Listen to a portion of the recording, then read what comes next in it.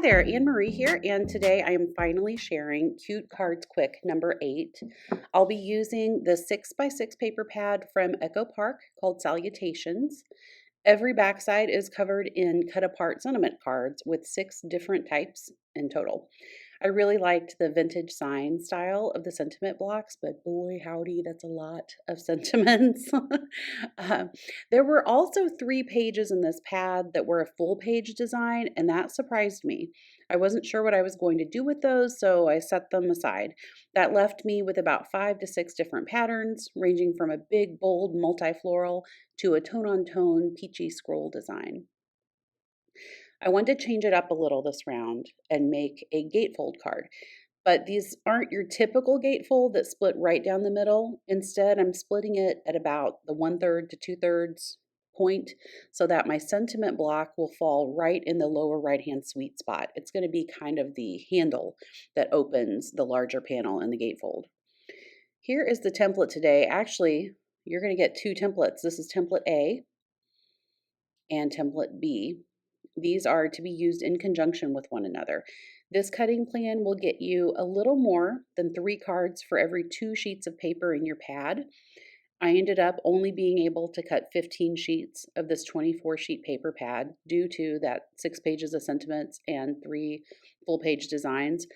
The ratio still works out to be about 1.7 times as many cards as pages in the paper pad. I have 15 pages that I want to chop up. We do need to use the templates together in order to have enough pieces to make all the gatefolds.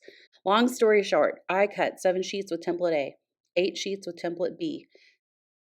First up, we had to take a 1" by 6" piece off the bottom of every single page because that is on both templates.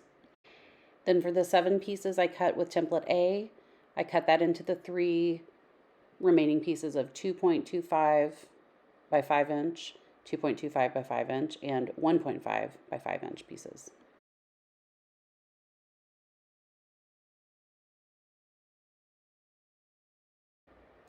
Then it was time to cut up the 8 pieces with template B. So these are 4 pieces of 1.5 by 5 inch all the way across.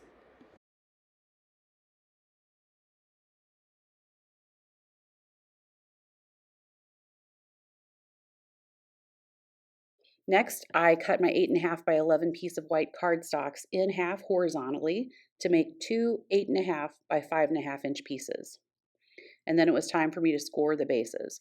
I am scoring it at 2.5 inches and 6.75 inches. This will leave you with a 2.5 by 5.5 inch panel that folds to the center from the left, and a 1.75 by 5.5 inch panel that folds to the center from the right to meet in the middle. Overall, that gives you a typical A2 4.25 by 5.5 card. The first card utilizes the card design that I originally came up with and based the cutting templates on. And in this first design, you'll note that the patterned paper panels on the gatefold butt up against one another right where they meet. This looks great for this particular card because of the pattern paper that I used. It gives the impression of a solid panel because I'm using the same pattern on both sides. However, I like mixing patterns, so for the rest of these, I decided to use 2 different patterns for the background, and butting the patterns up against one another with an equal 1/8 inch border around the rest of the card looked really wrong to me. So instead, I chose to center the pattern paper panels in the middle of each card base panel, and that changed it to a 1/16 inch border all the way around each panel, and it left a 1/4 inch gutter on the bottom that I had to trim off of my cards. So that resulted in a 4.25 by 5.25 inch size card, not your typical 5.5. It's just an FYI in case you like that look as well. You are going to have a little overhang on the bottom. Just chop it off. If you don't want to think about it, then just butt your panels up to each other in the center of that gatefold panel with no border in the middle. I also brought in cardstock from my stash and scraps to use for matting. All right, so here are all of design number 1. Some of them I hadn't trimmed off the bottom yet.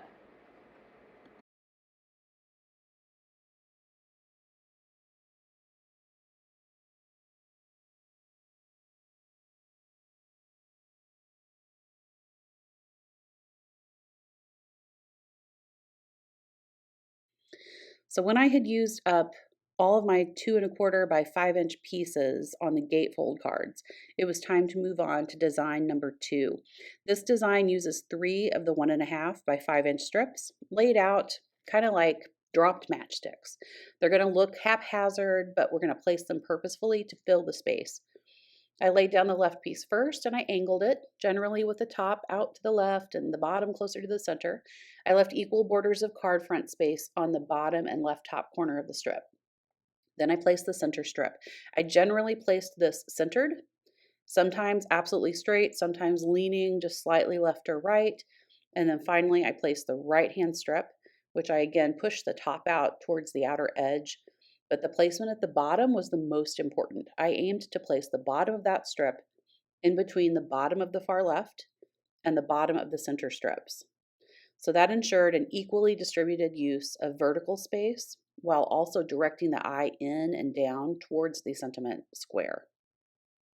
You don't have to do that either. You can just throw the strips on the card front, and if you like it, you like it. Done. Now we have a pile of 1" by 6" strips. These are the ones that we cut off first from the bottom of the card. So first, I trimmed all of those down to 1" by 5". We will return to those 1 by 1" scraps in a second. We're going to do the same thing with these 1" by 5" strips that we just did with the bigger strips, but instead of 3, we'll use 5 per card. I again played with the placement so that we're 2 closer to the bottom, 1 floating in the middle, 2 closer to the top. And this was to equally distribute the strips again across the space.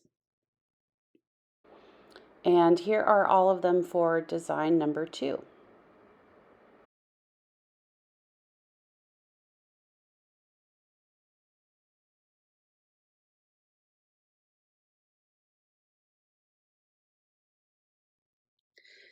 Next, we have all of our scraps. So at this point, I had that pile of 1 by 1" scraps from the last step, but I also had sentiment blocks that I knew I wasn't going to use.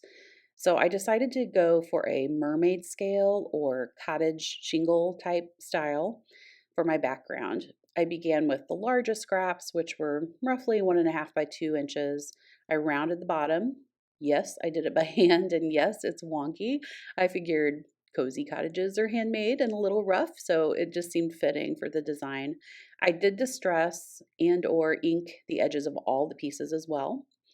After I rounded one, I kind of used it to guide rounding the others, but none of them were perfect, and I liked it that way. I'm just going to lay them down now, kind of like Spanish roof tiles, lay down in a row and overlap onto the next row. And once the card front was full, I did it again with my next size down scraps. And when I filled a card front with all of those, I cut a smaller card front panel and did it again until I'd used up every last drop of this paper pad, plus some of the scraps from the cardstock that I used to mat with. If that's too much scrap usage for you, I totally get it. Feel free to let them go. You will see I tried 2 different ways here, adhering top down and adhering bottom up. Working from the bottom up was the best. It ensured I had adhesive going from the top to bottom on every shingle so that they laid flat when the card was finished. And it fully covered the white space of the card. My T-square also helped me keep my shingles lined up relatively straight.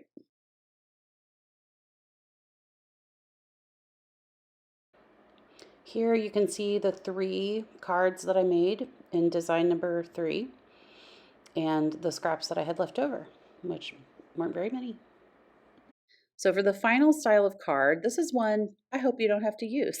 But if you do have a full page design in your paper pad, then maybe you'll get an idea from my struggle. This is the card I made utilizing the full page design. It took up 3 whole pages from this paper pad. I decided I was going to make a big fancy 6x6 card. I'm going to use one of the pages as the base. Next, I fussy cut every flower and leaf that I could from the other 2 6x6 pages. And I stacked some of those directly on top of the flowers on the base. I cut a scalloped circle from scrap cardstock, and then I cut the sentiment from the white space in the center of the second 6x6 page. I touched up everything with my Wink Stella pen. I matted it on the same cardstock I used for the center circle. I decided to really lean into the specialness of this card. It's huge, so I'm probably not mailing it. It would be better for like a hand delivery, and what occasion could use that? I think it would be perfect for a wedding. So I also liberally sprinkled it with dimensional flat back pearls because I'm not worried about mailing this. So I just went all out to make this nice layered dimensional piece. All right, as I mentioned, I started this video, really, I recorded all of it, this part anyway, back in April. So all of this was finished and done. But then as I started to photograph the cards, I just decided I wanted them to have a little more oomph or a little more specialness. So I rounded up more scraps that worked with my card. I rounded up every single tiny flower die that I could find that would work with the same style as the florals in the card. I then arranged them in a rough square, and I used washi tape to make a giant grid to make one gigantic die. I used that to cut out tons and tons and tons of these teeny tiny flowers. And then I arranged them usually in kind of a diagonal from one corner to another on the sentiment to draw the eye there and just to add a little detail and a little specialness to it. Here are the final cards. All right, thank you so much for watching. If you enjoyed this video, please consider subscribing. I will see you again at the end of the month. I'll be participating in a YouTube and Instagram hop, and there will be a giveaway associated with it. So just a heads up. And in the meantime, have a happy scrappy week. Bye.